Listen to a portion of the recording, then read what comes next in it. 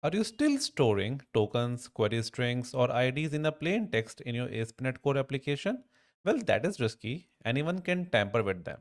Today, I'll show you how to encrypt and protect the sensitive data using an IDataProtector, a built-in interface in .NET. It does not require any third-party library or any complex setup. Hey everyone, I am Rahul and welcome back to my channel. In this video, we'll learn what is IDataProtector and why we need it, how it works internally, and I'll give you a real-world use case and a working demo as well. So let's get started. To start with, I already have created a sample ASP.NET Core MVC application, although this protector or this interface is applicable to all .NET Core apps. Now in this application, I already have a controller name as user controller, and this controller gives me a detail of all the user. The details of the user is coming from a helper method, which is a part of my helper, and this is just a hard-coded value. I have not written any kind of external dependencies or not a database call. I am simply calling these values from a static function, which is written inside my helper method. And all it is doing is displaying a content on the browser. So if I navigate back to my browser, you can see that I have a navigation menu item called as list user. And if I click on that, it lists all the details of end user. And if you want to check details of anyone, you have to click on this detail and it will navigate to that particular user details itself. Okay. Just a process which you must have done in your past experience. Now, if you navigate or if you focus on this particular query string, this query string consists of a navigation item plus a number, right? This number is 4. Anyone can go and put a different numbers and you will see that the moment they put a different number, the data of a user also keeps on changing. Now the question is, how can we protect this query string? How can we encrypt it? Do we have any mechanism of doing that bit? And the answer is yes. We can do the same implementation. We can encrypt the things with the help of my interface, which is called as IDataProtector. So let's start implementing that interface. To start this interface, the very first thing which you have to do is you have to go to your program.cs and you need to write down a middleware that says builder.services add data protection. Now this functionality will actually enable the data protection functionality or its middleware inside my .NET Core ecosystem. Then you have to create an interface as well as a concrete classes.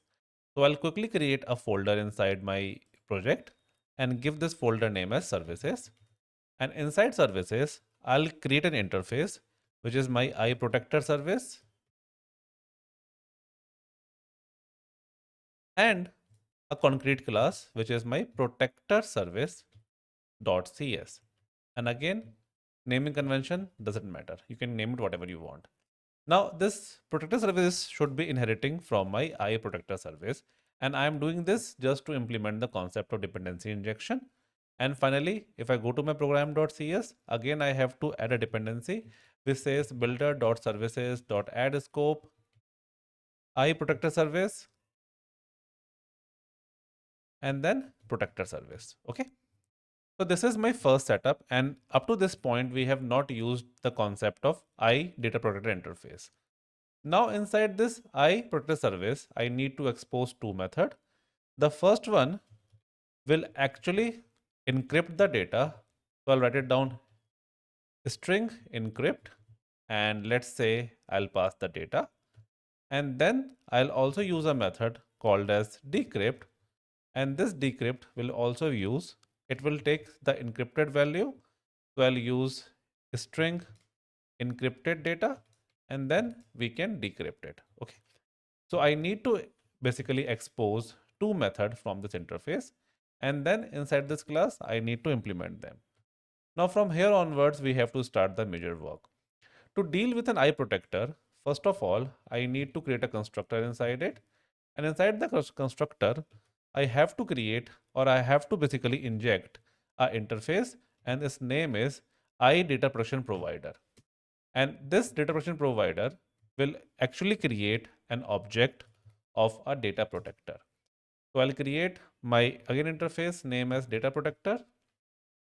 So it should be private, read only, IDataProtector and give this name whatever you want. I am giving this name as DataProtector. And finally, I am creating the new instance of this provider. So that can be done with the help of IDataProtector provider dot create protector, and this create protector takes a parameter which is called as purpose string. I'll come to this purpose string in a while, but just to complete this demo, let's insert a string. And maybe what we can do, since we are protecting a query string, so I'll give the name as query string protector. Okay, now once we have these things in place, then inside my encrypt method I'll use this instance and we'll call the method DataProtector dot protect, and this protect will take a data, and you will notice that it returns a string. So I'll simply use return string. And similarly in decrypt method, I'll again use the same interface, DataProtector dot unprotect, and this also takes encrypted data in a string format or in a byte format. Since we are doing with a string format, I'll take a string parameter. It take a data as encrypted data, and then it also returns a string. So now my interface and my concrete classes are ready, and all that is doing is it is actually encrypting and decrypting my data which I'm trying to pass over here. Now this setup is done. Let's navigate back to my interface where I am passing this data. You can see that I am passing this data from my MVC view, and this user.id is passed as a parameter in my query string. So I have to call that interface over here. In order to call that interface inside this view, I need to inject that interface. So I'll use the word inject, and then IData IProtector service interface.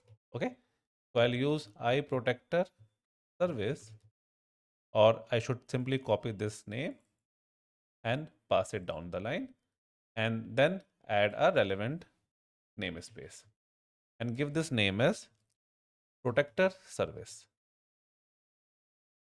Now, before passing this query string to the ID, I'll use the method @protector service dot encrypt, and inside encrypt I'll be passing user.id. Okay, and let's fix this first. So it is expecting a string value, so let's convert it into toString now. And again, for delete as well, I'll use the same method. So let's copy this and paste it down the line. And in this way, while passing the value into my query string, I am technically encrypting the ID of an end user. Now, once the ID got encrypted, we have to decrypt it also. So I'll go to my controller, and inside my controller where I am getting this value at this location. So whenever you click on detail button, it actually navigate to this particular action method. And this ID will be an encrypted ID now, and we have to decrypt it. So I'm again going to inject the same interface, which is my IProtector service in this class also, and create a read-only field for it. So let's add a dependency injection. And then over here, I'll use where protected data is equals to protector service dot decrypt, and this decrypt will be my ID which I'm getting from the parameter, and then this protected data will be again converted into integer format and will proceed further. So let's put a breakpoint at different locations and then run this application. So I'll put a breakpoint in my protected methods and my decrypt encrypt method, and let's run it again. So the moment I compile my application and again run it, it will navigate back to my browser and it will perform the same functionality. So I'll go to my list user, and in my list user, there's already a breakpoint, and you can see I'm getting a data as 1 in my URL, and it will protect it, and it is converting into some different format which is not an human readable. So it is an encrypted format, and you will notice the entire part. So if I remove the breakpoint from here, my view will be loaded, and all my detail is now a protected one. You can see the navigation menu in the bottom, like over here, these things are protected. Now if I click on detail, in detail as well, if I navigate back to my browser, you will notice that inside a browser, Okay, that's not here right now. But in the details as well, you can see in the ID, I'm getting the same value, which is the one which I'm passing as protected value. And then first of all, it will unprotect the data, and then it will derive the value from here, and then I can do the functionality. If you notice that my URL, like earlier, I was getting 1, 2, 3, and 4, and now I'm having some encrypted value in my URL, which is hard to intercept. No one can understand whether I am passing which value, and they will not be able to identify it. Okay. So that is the basic use case of a data protector. Now, a query string is an example, but you can protect your tokens, your access tokens, your session variables, your cookies. So whatever you want, you can protect with this interface in the same way, and then you can unprotect it with the same method, the one that I showed you. Now let's understand the functionality of this parameter, which is called as purpose string. So in theory, whatever the purpose string that you have selected to encrypt the data, the same purpose string should be used to decrypt data. If you're using a different purpose string to decrypt the data, then you will get a cryptographic exception. Let's see this in action as well. What I'm going to do is I'm going to create a new field and give this name as data protector second. And then I'll again copy this and paste it one more time. And I'll give this name as data protector second again. And this time I'm going to give this some different purpose string. And let's say I'm giving the string name as second. Now the data encryption is already happening with my first purpose string, whereas the decryption I'm going to use this instance. And once I use this instance, and let's run the application, the moment you run it, you will notice that there will be no issue in the encryption part of it. So I'll click on list user and it will encrypt all my data. You can see in details tab in the bottom of my window, a encrypted string is coming. But the moment I click on detail, and if I navigate back to my controller and if I press F11, you will notice that it is trying to decrypt the value which was encrypted by a different purpose string.